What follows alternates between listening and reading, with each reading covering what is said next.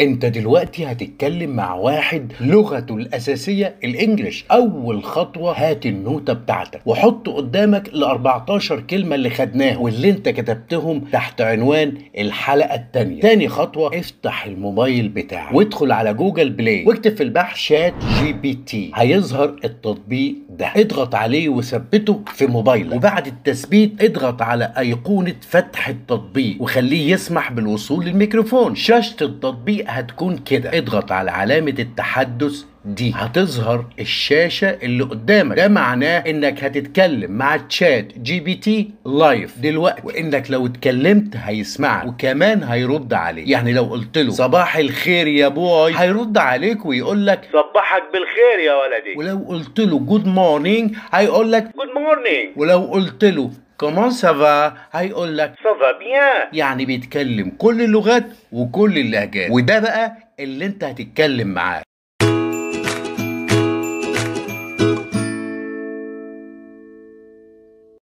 شوف، اول لقاء حقيقي باللغة هترتبك وهتتلخبط عادي، ما تقلقش. واي وقت تحس انك مش فاهم او متلخبط قول له جود باي ناو وادخل من اول وجديد بالطريقة اللي هنقولك عليها. طب اعمل ايه علشان ادخل بقلب جامد؟ اولا المربع الاخضر اللي قدامك هتقوله مرة واحدة بس في بداية الحديث. قول له hello chat GPT I am وقول اسمك. suppose بلاش assume، قول suppose I am learning English. suppose I am a beginner. suppose I only know these words. طبعا النوتة بتاعتك قدامك، رصله الكلام اللي انت كاتبه، ال 14 كلمة حلقة النهاردة.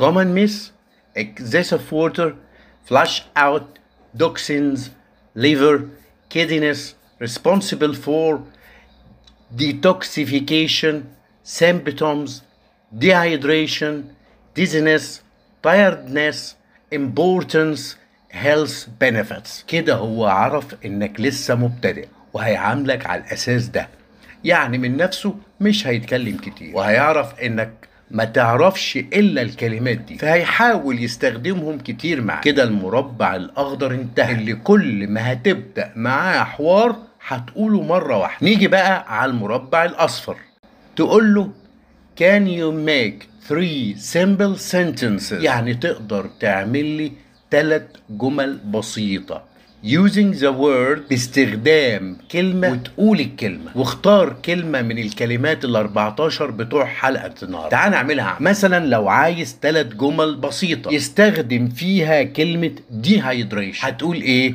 هتقول can you make 3 simple sentences using the word dehydration. هتلاقي الشات جي بي تي عمل لك 3 جمل وكل جملة فيها dehydration، وهتسمع الجمل بنفسك. انت هتسأله هو هيرد فورا، بس المشكلة انه لو قال جملة طويلة رغم انك قلت له 3 simple sentences لكن ما نضمنش. علشان كده حدد عدد الكلمات في الجملة عشان ما يقولش جملة طويلة وتلاقي نفسك مش فاهم. تعملها ازاي دي؟ قول له في نهاية كلامك use 5 words in each sentence أو use 3 words in each sentence. يعني من الآخر حدد له عدد الكلمات في الجملة. يعني هيكون السؤال كده على بعضه بقى can you make 3 simple sentences using the word dehydration use 5 words in each sentence. احفظ ال3 جمل دول واعمل بروفا مرة واثنين وثلاثة قبل ما تتكلم مع تشات جي بي تي. You're in the right place to learn English. You'll speak fluently, just like a native speaker. Just follow us and join in with your voice.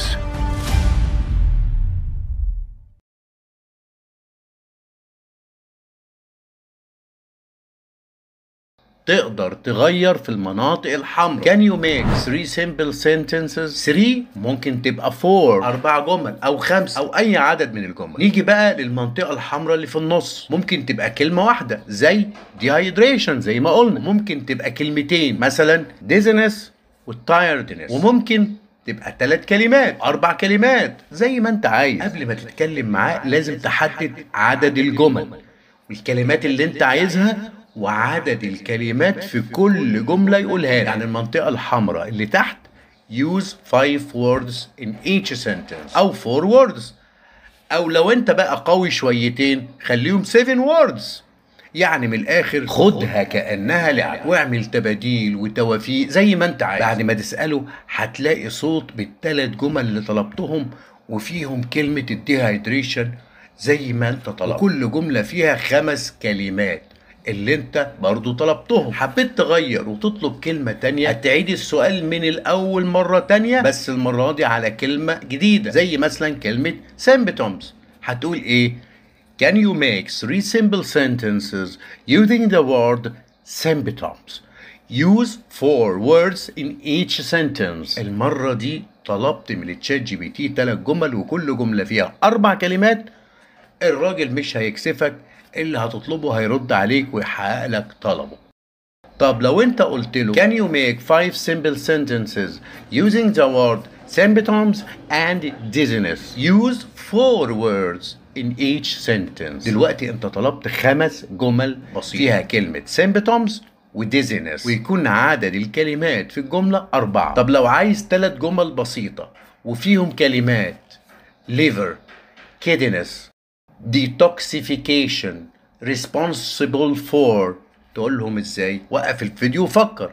الإجابة Can you make 3 simple sentences using the word liver, kidneys, detoxification and responsible for? Use 7 words in each sentence. مثلا هتلاقيه رد عليك ب3 جمل بسيطة فيهم الكلمات اللي طلبتها وكل جملة فيها 7 كلمات. لما يرد على سؤالك ويقول لك الجمل مش لازم تفهم 100%، احنا لسه بنقول يا هادي. لو فهمت 50% يبقى عال قوي. يبقى المناطق الحمراء هي اللي هتتغير سواء في عدد الجمل المطلوبة او الكلمات اللي هيشتغل عليها او عدد الكلمات في الجملة. وبعد ما تتدرب على كلمة واحدة مرة واثنين وثلاثة خد راحة نص ساعة مثلا واتدرب على كلمتين، وبعد الراحة اتدرب على 3 كلمات. بلاش تدريب وقت طويل مرة واحدة وتقعد بعدها ما تعملش حاجة فترة طويلة، وتدرب كل يوم. ومرة بعد مرة هتلاقي الثقة بتزيد. وانصحك حدد عدد الكلمات اللي عايزها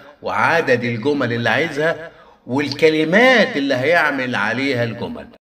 احنا لسه عضمنا طري، وبعد ما نوصل لمستوى محترم من الكلام هتعمل ايه؟ افتح الموبايل قدام اي حد من العيلة اصدقائك او الزملاء واتكلم مع الشات جي بي تي بصوت عالي، وافتح السبيكر. الشات جي بي تي هيرد عليك وانت تسأله بنفس النموذج والشات جي بي تي يرد عليك. هتلاقي الثقة بتاعتك زادت وخصوصا قدام حد.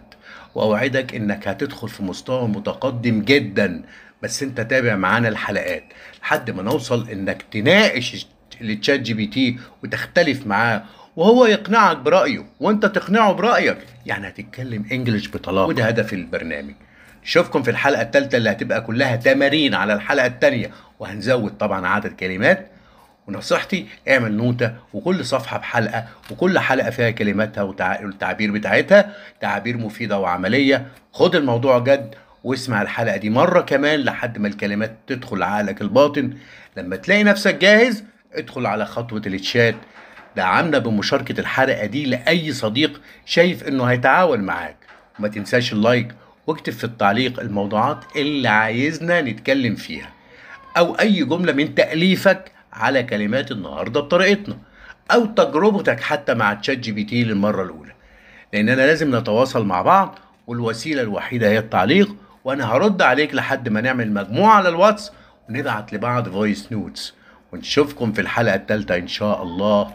سلام.